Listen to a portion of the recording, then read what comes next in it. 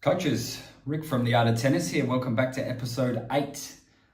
Today, we're going to look at the coach's schedule from sunrise or first light, or even when the lights are on in the morning, through to 9-10 p.m. at night.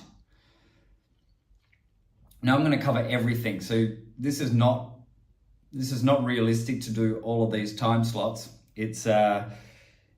You're going to pick and choose to find a schedule that works for you. But I think it's important to understand that almost every hour of the day, there are potential lesson slots for people.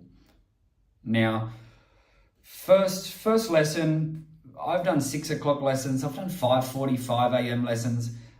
I'm an early bird, but even still, in winter, it's a bit tricky at that 5:30, 5:45. These days, for me, I'm a 6:45 first lesson, but I think 6 o'clock is very reasonable. So who are you going to get at 6 o'clock?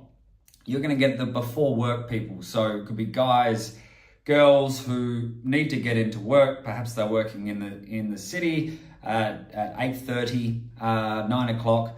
They need to do their tennis. They need to get home, shower, change, and get into work. Now, they want it early because they might need to catch public transport. They might need to allow for a bit of driving time or getting ready time. So quite often you'll get those types wanting lessons at 6 to 7, maybe 6:30 to 7:30. And sometimes if they work closer, the 7 to 8 will work where they've got time to shoot off. But if we think of the sort of 6 to 8 a.m. is the before work crowd. And so you can schedule some lessons in. They will normally be 25 to 55 would be the standard age range for those types. They will see this as a bit of a workout as well. Normally getting up in the morning, we do tennis, we get a good workout, and then we go to work. So that's a before work crowd. Now, obviously, during school terms, you've got the before school times there as well. So before school private lessons, 6:30, 6:45 starts, reasonable for those who are happy to get up early. Not all kids can handle that time, but 6:45 to 7:30, 7:30 to 8:30. So that sort of 6:30 to 8:30 range is your before school. I'll normally, if I'm doing privates, then I'll have someone at 6:45 to 7:30 and then someone from 7:30 to 8:15. And so that will have 2 time slots where people have plenty of time to get to school. A lot of times school starting at 8:30 or 9 o'clock. So that gives time to get to school there. Now your before school group though, that's going to be normally your 7:30, 8:30, maybe 7 o'clock to 8 o'clock, depending on the school. But most times, even with a 7:30, we find kids are still late, getting them there. But the group lesson, the standard would be 7:30 to 8:30, maybe it's 7 to 8 a.m. So you should be really crafting a before school lesson, whether it's at a school or you can even do it at your club if you've got parents that are happy to then take them to school. So that might be your 7 to 8. You could do it at the club, and then parents give them time to get to the school. I recommend as a coach, as soon as you can, you want to establish a relationship with one of the local either primary schools or high schools, private schools, because you really want to be able to offer before school tennis lessons, because it works twofold. One, you've got an hour there where you can build a nice group lesson. And 2 is it works as a bit of a marketing funnel for your club program. So you can get them started there. And if it's a school that doesn't have tennis courts and it's just but all schools have a hall or have an outdoor hard surface outdoor area, quadrangle type thing. You set your mini nets up and you can easily do your under 10s, under 10 type tennis it's participation. This is early stage tennis. This is hot shots. It's not going to be squad training on mini nets. but you are going to be able to introduce tennis to them and provide that link back to your club program. So really important. We work at a private school called St. Mary's, and we have there's border kids there, boarders. So a lot of times the boarders, a lot of boarders from the country, they're actually really good at waking up early. I've noticed, and so they'll be happy to do 6:30, 6:45 lessons. And then we will run our 7:30 to 8:30 group program after that. So that works quite well. But otherwise, if you've just got a relationship with a local school, primary school, maybe it's mini nets, then your 7:30 to 8:30 is when you'll do that lesson. So once we finish school, so as tennis coaches, sometimes we just have to get up and do the 1 hour. All right, it's not ideal to just do an hour, but it really goes with the territory. We need to make hay while the sun shines, and the sun is shining when people are ready to do tennis lessons or are able to do tennis lessons. So, but normally we can patch that up. We don't have to do the 1 hour. We might be able to get a private lesson before the group, as I said, but otherwise you may do the group, and then you're pushing to have some private lessons that are coming in that 8:30 to 11 range. Now, who are you getting at 8:30 to 11? Okay, so kids are out, kids are at school, so we're into adult land, and you're going to get flexible workers, so those who maybe they work from home, maybe they can start late as long as they work a little bit later. That happens a lot. Maybe they're part-time, maybe they work on 4 days a week and have 1 day off. On that 1 day off, what better way for them to spend the first part of the morning with a tennis session with you? So the part-time workers, you're obviously going to get some retirees as well, and they've got lots of free time and they want to fill it with recreational activities. So let's say you've got that part-time worker or retiree, flexible worker, they're wanting to book 8:30, 9:30, maybe up to 11 o'clock finish. I find we don't do many lessons after 11 or between 11 and 3. Okay, 11 and 3, I think you're meant to sit under a tree between 11 and 3. But so I guess we're having a rest time there. As a coach, we work split shift, so you need to have downtime as well.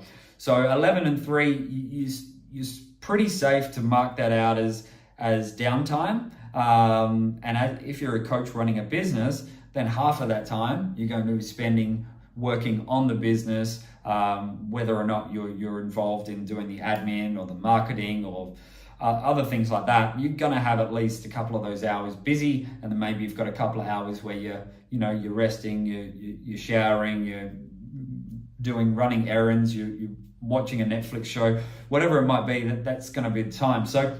But that 8:30 to 11, you're not always going to fill 8:30 to 11, but you might get an hour, 8:30 to 9:30. So that makes that morning a little bit of a thicker shift where you're coming in, doing the before school, and then you're coming in for your private lesson with Leonie or Larry, So once you've got your schedule going there, then you will pick and choose how long you go. So maybe you've already got an hour and a half before school. So maybe you only want to do one hour in that 8:30 to 11 time slot. So you've got to pick and choose, because we can't work 10 hours a day. It's too hard. So as coaches, we should be aiming 5 to 8. All right, 5 to 8 hours. 8 hours is quite physical. But some of your big days, you'll be doing 8 hours. 5 hours is really quite easy to do if you're splitting that up between, maybe it's 2 in the morning, 3 in the afternoon. But really, I think 6 or 7 on court is going to be, I guess, the expectation, because otherwise you're not going to earn enough money. So what else we got? Now, between those hours, not quite 8:30, but at say 9 o'clock after school drop-off, you're going to get a whole lot of, I'm stereotyping saying mums, because it is more common, but there will be some dads who will be looking for maybe more a social tennis session in this time. So that's where When I was in England, we used to have something called coffee mornings, which was great. And basically, it started as a little bit of coaching, 30 minutes of coaching, an hour of match practice, social sets, and then coffee. And so we were at a Next Generation in Cambridge, so it was pretty nice. And I quite enjoyed it because I'd do the social session, and then the ladies would buy me breakfast and coffee afterwards, and sit and relax and have a chat there. So that's your coffee morning, or in Australia we don't use coffee morning much. We might call it social tennis session. The naming doesn't matter, but what it is a combination of some coaching and some match practice, some social sets. And that works really nicely. You're 9 till 10:30. Maybe it's 8, 8. No, I don't think it's not normally 8:30 because it normally fits in after a school drop off. Okay, so 9 o'clock is better, or 9:30 to 11. All right, that sort of time. So you've got that morning period to choose. Do you fill it with the privates of those in that time slots there, or do you run more of a group session with the social tennis? Now, in coaching, if you're running your own business, then your group session has the potential to earn more. And so when it's pumping, you're earning really good money. Maybe you can earn double what you earn in a private lesson, but that's when it's absolutely pumping. Now, that same social session, if it's not a weekly commitment, if they turn up when they want to, which these sessions are normally that way because they might have kids sick, or you may get less. You might get only 3 come, and then you're actually earning less than a private lesson. But that just goes with the territory. So your private lesson, your rate there is almost like your average. And a group, you can go higher or lower. But quite often with groups, you think you're always earning more, but for me, I try to run them as much as possible. You don't want to lose money, but you want to be running them even with 1 or 2 kids, a couple of adults doing a lesson. You want to run it. So if you have to run that at a lower hourly rate, for the reputation of your business, you should be running it to make it happen. So that's our morning time slots. Now, then we've got this 8:30 to 3:30 school gap. Now, as I said, generally coaches, probably 11 till 3, we want to be resting. Okay, that's our downtime. Now, you are going to get opportunities to do school workshops, which is, working with the school PE teacher to come in, and you're really running their PE class, and specifically focused on tennis. So you may be doing up and down type stuff, little partner activities. You set up mini nets. So that can work well. And it's really it's almost a marketing machine for you as well. You're getting the kids going, oh, how fun's tennis? This is great, isn't it? And so you want little Jimmy to go home and go, oh, we had this tennis coach come and it's so good. I want to do tennis. So that can be great. Now that not going to happen all the time. In Australia, there's something called Sporting Schools Funding, which means that the PE teacher can try to get funding to use on this type of program. So especially in the early stages of building a business, this should actually be your priority to establish that relationship. And you get paid to do it through sporting schools, you do. And you have the marketing machine. Now, before sporting schools, I used to do this for free. So this was my give, was I'm offering free workshops for your kids. Let me know if you want to do it. We'll do it over a 3-week period like that. So I would do this for free, and I would hand flyers out to try to push them to the club to get a return on that investment. But it's a give that you can get back. So I would do that for free. If you can get funding for it, then even better. As we go back to the 3:30 time slot, so this is where we're getting after school. Now, I'll quickly just say you can run an after school session, a 3:30 to 4:30, in a similar way to the 7:30 to 8:30. It's fine. It's just the issue is then if you're coming back to the club, you're losing a bit of time. So we have sort of never, always steered away from after school sessions. But if you were just more part-time and you wanted to just run a before and after school, you got a nice little 2-hour a day program that you could do. But we tend to, we want people to be coming to our main club program at 3:30. So who's at 3:30? 3:30 to 4:30, red ballers, little kids, the youngest ones, straight after school, have a little snack on the way, out they go. Now they're often a little bit tired. There's probably no ideal time for the red ballers unless it's a Saturday morning or Sunday morning, because they do get tired from a long day. But you need to get them done quickly after school, because they're winding down quicker at night time. All right, they're not going to come at 6:30 for a 4-year-old's mini lesson. So 3:30, 4:30, red ball, tend to put them in. 4:30 to 5:30, we're looking at the orange ballers, so that's 7 to 10 age. They can go home, have a snack, do some homework if they're doing homework at that age, and then they're coming down 4:30 to 5:30. 5:30, 6:30 tends to be green and yellow ballers, so more your 10 and up. All right, it's getting a little bit later, so you 10 to 18. Okay, so 10 to 18, that 5:30 to 6:30 or 5 to 7, 5:30 to 7:30. That little pocket of time is okay. 7:30 is probably a little bit late for a 10-year-old, so 6:30 finish is better there. If you've got your older teenagers, yellow ball squad or something, then you can go up to 8 o'clock with them. But generally that 5:30, 7:30 range is where you put your green and yellow ballers. Now at 6:30 is where we run our adult programs. So we'll run beginner courses, we'll run drill sessions, cardio tennis, maybe there's a match play tournament night, and 6:30 is a good time for that. Okay, they finish work most times. Most people can get back for a 6:30. There will be the odd person worked longer hours and they're wanting 7 o'clock type stuff. But generally 6:30 is going to get most people there. And then you can run an hour and a half. You've got an 8 o'clock finish. It's still not too late and people are pretty happy with that. So that's your adult program there. Now, in that same lot of time slots, 3:30 to 8 o'clock, again, I've talked about group lessons, but you can be putting private lessons in there. So depending on what stage you're at, if you're the only coach, you're it, then maybe you run a 3-day-a-week program with these group lessons, and a Saturday morning I would do group lessons, and then maybe Tuesday and Thursday you're doing private lessons in this time slot. Okay, that would be a way to begin there, but there's just so many different ways to do these programs depending on what you like to do, what size place you're involved in, how many other coaches do you have, is it just you, is there 3 of you, 4 of you, how to split that program up. It really depends on the situation you've got.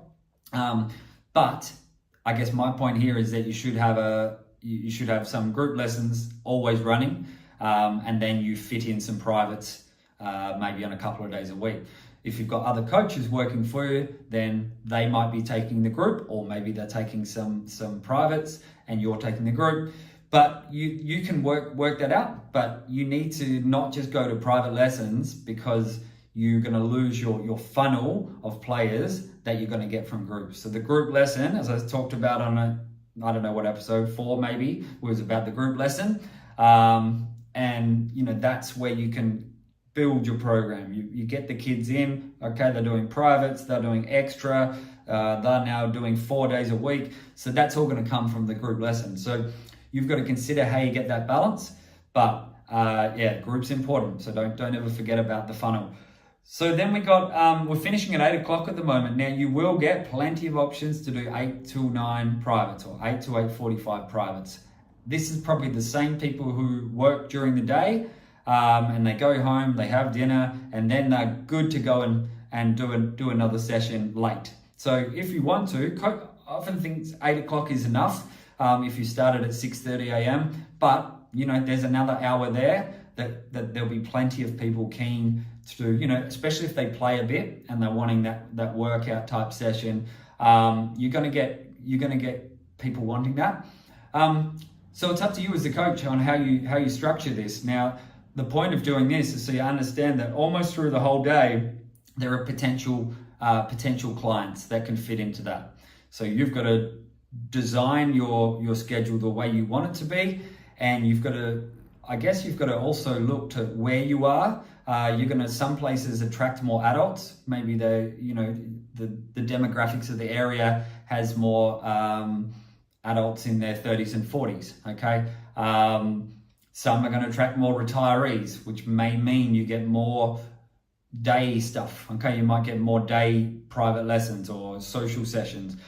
Some are going to be more kid heavy. All right. So you've got to really look at your demographics and do some research on that, and then you offer your program to offer your program to suit those demographics. That's it. Coach's schedule from before sunrise actually, and to well after sunset. All right. Thank you. Cheers.